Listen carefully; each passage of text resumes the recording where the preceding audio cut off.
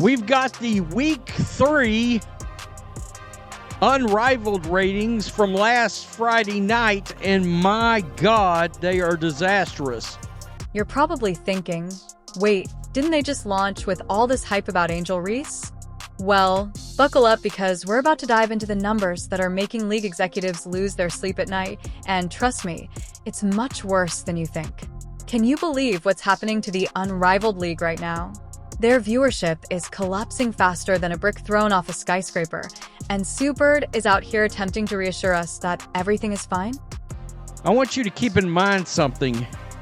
In comparison to the debut week, Angel Reese's debut game with the Rose BC Basketball Club has lost over half of its viewership. Okay, let's talk about the stats since you may be wondering how poor these scores may actually be. Prepare yourself because these figures will astound you. Remember that 313,000 people watched the Unrivaled League's first night? That's not bad, is it? Everyone is thrilled, the excitement is genuine, and it looks like they could be onto something. But hold on to your seats because this roller coaster is about to take a nosedive. Night 1 of Unrivaled, 313K, 311, that's a nice, not bad. That's acceptable, right? Then we get to night 2. Oh, 113,000. That's not acceptable. Whoa, then we get to night 3. 187,000. Oh, 120,000. Yikes. That's. We're talking about 113,000 viewers in the finals, and they lost 2/3 of their audience in just 7 days. Can you believe it? It seems like everyone decided that we're good now and switched the channel.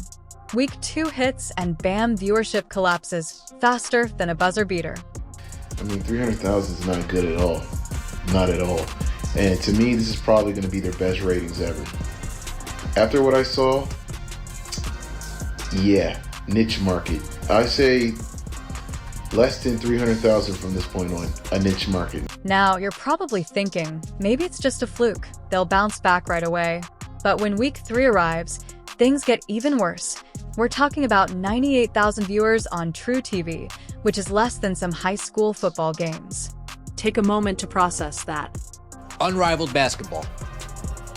Now 190 is better than 140, but both are better than the week prior and both are better than the opening night. We are headed on a downward spiral. Fast. This is falling fast, folks. This is going fast. However, this is where things start to become very interesting. Keep in mind Angel Reese, the player who served as the alleged face of the franchise and around whom the entire league was formed. You can only imagine how many viewers her team received. 76,000. Talk about a marketing failure. When we get to Saturday, we start getting there. Saturday coverage, 98,000 on True TV alone. On True TV alone, but they must not have counted TNT. It wasn't on TNT. It was on True TV only. Okay? It was on True TV only. So no TNT numbers, no HBO Max numbers. Lunar Owls on True TV, 118,000. Missed Rose on True TV, 76,000. Perhaps that's typical for a new league. You might be thinking, but let's compare these figures to something else. For example, an NHL game typically draws about 400,000 viewers. No rival can even match that number in a single day, and we're talking about hockey, which isn't exactly the most watched sport in America. Modest is a word I would use to describe ratings in the NHL. Nationally televised games in the NHL, they normally average 400,000 viewers. That's modest. Unrivaled cannot come close to reaching half that number. These ratings aren't modest, they're abysmal, they're atrocious. If I had to guess, Unrivaled is the least watched programming on TNT. You can't help but notice the train disaster when you see how Unrivaled went from having 300,000 viewers to just breaking 100,000 in just 3 weeks. It's like watching a basketball team go from leading by 20 to losing by 30 in the fourth quarter. Look, when people see the ratings on something like this when it's new, And when they see the ratings suck, they're like, why do I want to tune in and get invested in something that's going to get canceled? Question mark. That is a valid question. But wait, there's more. You may recall Sue Bird saying that we shouldn't overreact and that we should consider the wider picture. I'm not sure what image she's referring to, but it certainly isn't pretty when you lose 200,000 viewers in 3 weeks. That's not a blip, a glitch, or a complete collapse. Look, we're fixing to have another women's basketball league that is being subsidized by somebody else in order to stay in business, because it's certainly not going to be from advertising revenue. And now you got Sue Bird out there trying to tell people to ignore the ratings. And let's discuss Angels for a brief moment. They marketed Reese as the next big thing, the player who would alter the game, but instead changed it to something with lower ratings because that's all we've seen so far. It seems like they assumed that simply putting her name on the posters would be sufficient to attract viewers, but spoiler alert, it wasn't. Rival has not been getting the views that they've been living up to. Angel is not a big enough star to carry this league into pretty much turning into a household name. Now they're doing these one-on-ones. I believe those is like this week or something like that from what I heard. I don't know how that's going to look on the viewership, one-on-one basketball. I don't think people is going to be very entertained in watching that, but I do know a lot of people from overseas is getting a kick out of watching it. But it's just crazy. You know, to me, as being a basketball fan, I don't really like it, and I know, like, I'm not alone. It's night and day, people. Caitlyn Clark is demonstrating what true star power looks like in the WNBA, while Reese and Unrivaled are fighting to keep the lights on. Clark is shattering records left and right, selling out arenas, smashing TV numbers, and truly living up to the hype. Yeah, this league without Caitlyn Clark is DOA. It's dead on arrival. I've said the Unrivaled has unraveled. Tell me when I'm telling lies at this point. Now, you may be asking, what about Angel Reese? Wasn't she supposed to be the next big thing? Well, let's go back a little and see what's actually happening with the player, who is unmatched in the league and has their entire future riding on it. You may recall last year when Reese was saying all that nonsense about being the reason people watch women's basketball. Unrivaled? Laces versus Lunar Owls. I mean, who could blame me at this point? On TNT. This is not, for the people that want to try to defend this crap, this is not true TV. This is TNT. 190,000 viewers. And what's even more hilarious, Unrivaled. Phantom versus Rose. Again, Angel Reese is in that game. She plays in that game. She gets thrown out of that game. A .14. When it comes to Angel Reese, there is a significant difference between the buzz on social media and her actual on-court performance, and boy is that difference showing up in a big way. Unrivaled bought into the hype big time, making Reese the face of the league and plastering her everywhere like she was the next big thing in basketball. It's even more crazy is this is the game where Angel Reese had the meltdown. I did that video the other day. Of course, she got ejected and then went bonkers on social media after she got ejected. We're talking about shooting nights as bad as 2 for 11, which isn't just missing a few shots. The fans are noticing that every time Reese takes the court, it's like she has the opposite of the greatest touch, and instead of turning everything to gold, she's driving viewers away. Let's take a look at her stats and Unrivaled so far. Spoiler alert. And I'm pointing this out because Angel Reese went on this massive rant last year with Kennedy Carter, I believe, standing next to her about how people are tuning in for her. It wasn't just one other person, but all these people are moving the needle and people want to watch her, except you're not her. You're not her, and her is not actually in this league at all, and by God, the ratings reflect it. You have to question why Unrivaled decided to stake their entire league on a guy that is more well-known for his trash talk than his actual abilities. They seem to be mistaking Twitter followers for basketball players, and now they're paying a heavy price. However, even if the numbers are declining more quickly than a lead balloon, this is where things start to become very interesting. Reese continues to assert that she is altering the game. So many people are watching women's basketball right now. It all started from the national championship game, and I've been dealing with this for 2 years now. And understanding, like, yeah, negative things have probably been said about me, but honestly, I'll take that because look where women's basketball is. People are talking about women's basketball, but you never would think that we'd be talking about women's basketball. People are pulling up to games. We got celebrities coming to games, sold out arenas, like, just because of one single game. And just looking at that, like, I'll take that role. I'll take the bad guy role, and I'll continue to take that on and be that for my teammates. And if I want to be that, and I know I'll go down in history, I'll look back in 20 years and be like, yeah, the reason why we watching women's basketball is not just because of one person. It's because of me too, and I want y'all to realize that. Like, it's not just because of one person. A lot of us have done so much for this game, and Kennedy has been here before, obviously, but there are so many great players in this league that have deserved this for a really, really long time, and luckily, it's... Experts are beginning to weigh in, and it doesn't appear good for Reese or Unrivaled. They claim that concentrating on Reese as the league star has backfired severely, with her media persona not translating into on-court success or viewer engagement. Rather, it's driving people away. We're talking about television viewership. Nobody's watching. They've lost over half of their viewers since the debut. 2 weeks. I mean, literally, they're on the third week. So by the third week, they went from 311,000 viewers for a Rose Basketball Club Angel Reese game down to 140,000. Also on a Friday night, 3 weeks later. When it comes to people actually tuning in to watch Reese play cricket, the disparity between her social media presence and her actual viewership is stark. She may be gaining likes and followers online, but it serves as a sobering reminder of the difference between Instagram fame and real-world impact. They wonder why no one is supporting their secondary dump. They wonder why no one is watching pretend basketball. Maybe if they focused on the actual basketball instead of focusing on their weird utopian fantasies, maybe their dump would be upgraded to a polished turd. Critics are having a field day with this one, claiming that the unparalleled approach to positioning Reese as a superstar has caused a significant backlash from followers who are opting out rather than tuning in, seeking real skill rather than manufactured drama.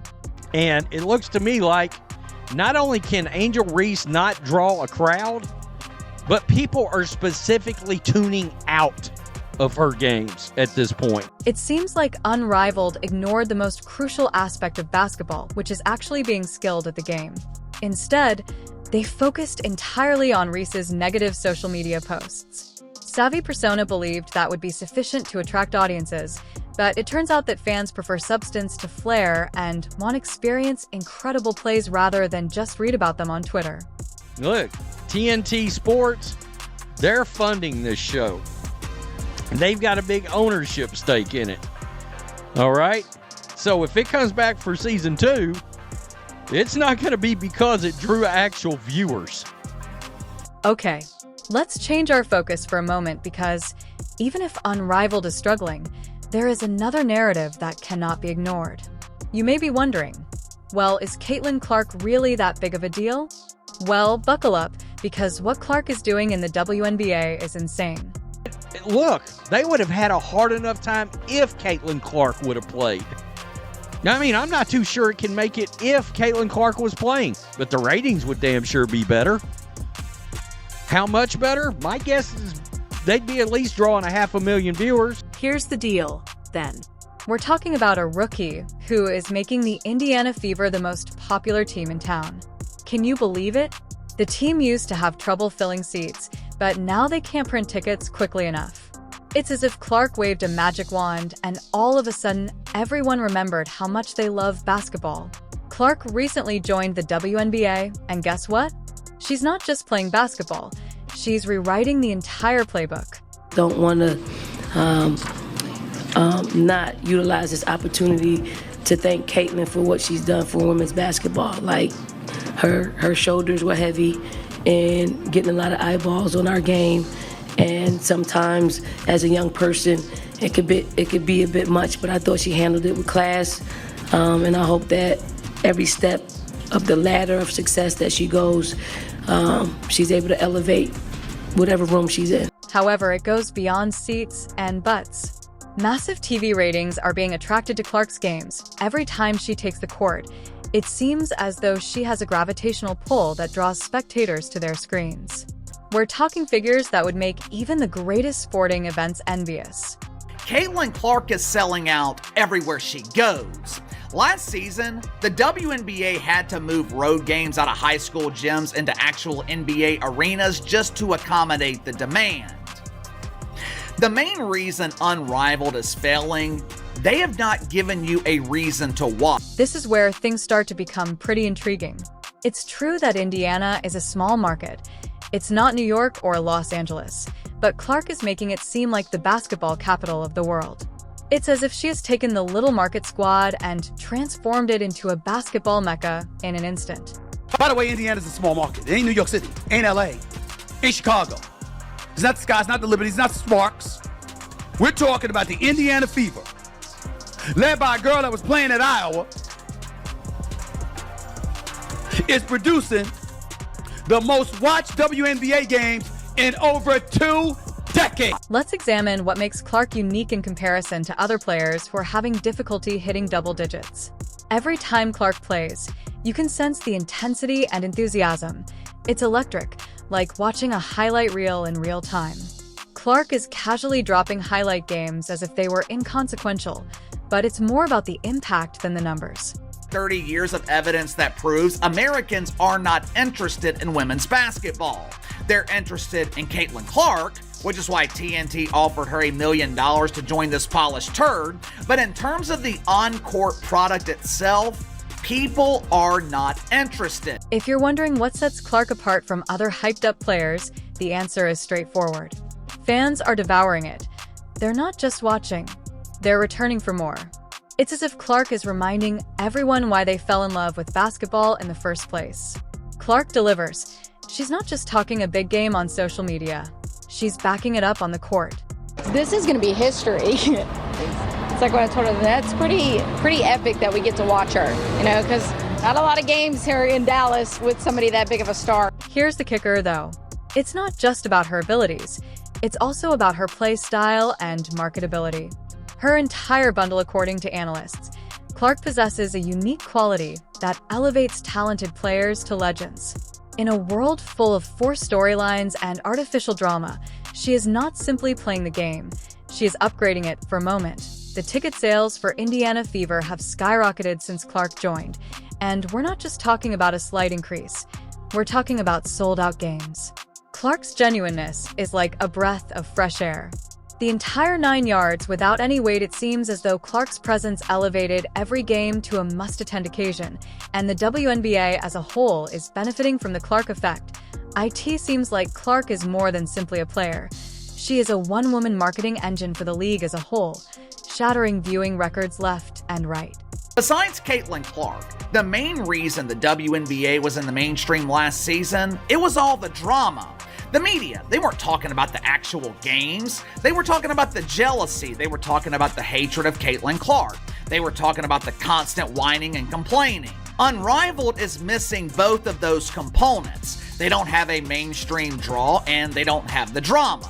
Without Caitlyn Clark involved, the other players, they don't have anyone to hate. They don't have anyone to be jealous of. That's it, people. The Unrivaled League's ambitious plan is collapsing more quickly than a house of cards in a tornado. And guess who is laughing the whole time?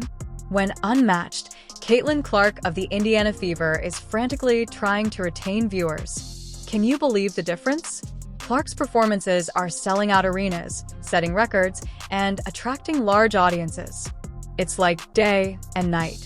And I think the fact that she's not on social media, that she's not everywhere, like she is everywhere, but like there's a big difference between someone who's putting themselves out there, and I still think it's still like a novelty to see Caitlyn Clark in places where it's like, oh, if you see her at the Taylor Swift concert, oh my god, Caitlyn Clark's there. Like it's still a bit of a novelty to that with Caitlyn Clark. But here's where it gets really interesting. A lot of analysts and fans are actually recognizing Clark's impact. They aren't trying to sugarcoat or spin it like Subbird is doing for Unrivaled. Instead, they're admitting that Clark is a game changer, and the numbers don't lie. People are flocking to watch real talent in action. Now, you might be wondering why Unrivaled didn't just focus on real basketball skills instead of all this manufactured drama. Well, critics are asking the same thing, stating that Unrivaled could have displayed some serious talent, but instead they chose hype over substance, and see where that got them. Perhaps the next time, they'll realize that you can't fake greatness, no matter how much buzz you try to create around a player.